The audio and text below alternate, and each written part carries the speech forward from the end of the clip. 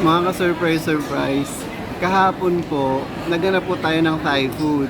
But we end up Korean.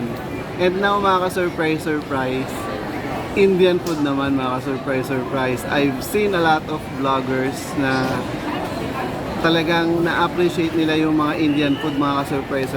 So, ngayon, nandito tayo sa Philippines and hindi naman talaga yung talagang authentic Indian cuisine. Actually, I'm not sure. Well, mga surprise, teaser lang po ito. Gagawin ko po ng opinion video itong Indian food na ito. But for now, order lang po tayo mga surprise. So, tara na.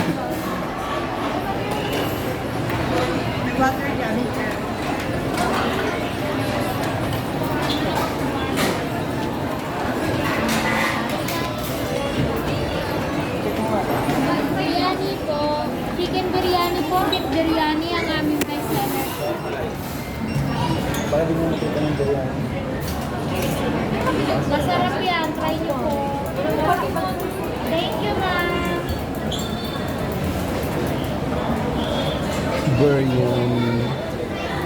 Miss, isa lang nung order ng biryani rice. Extra rice lang po. Yes, ito. For take out. Biryani rice lang.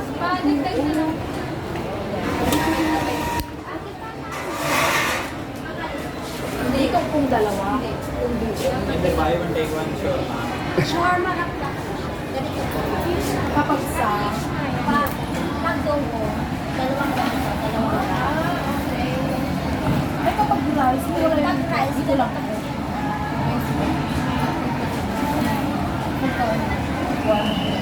Yun lang po. Yun lang po. Pero may 60 pesos po.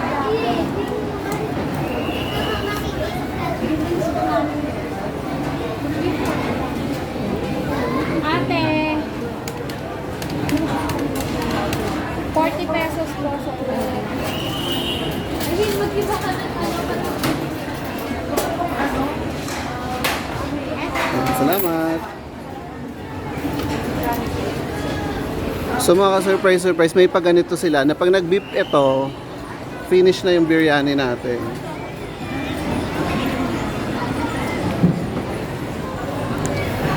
So ayan mga ka-surprise, siguro hindi ko napapahabain, baka abutin tayo ng siyam-siyam. Wait nyo po yung magiging opinion video natin dito sa biryani rice nila kung masarap ba talaga. But mga ka-surprise, disclaimer, hindi po ako pro, hindi po ako sa mga pagkain na ganyan. Bibigyan ko lang po ng sariling humble opinion ko po mga ka-surprise. So, hindi na po natin papahabain mga ka-surprise. Abangan nyo po yung magiging opinion video.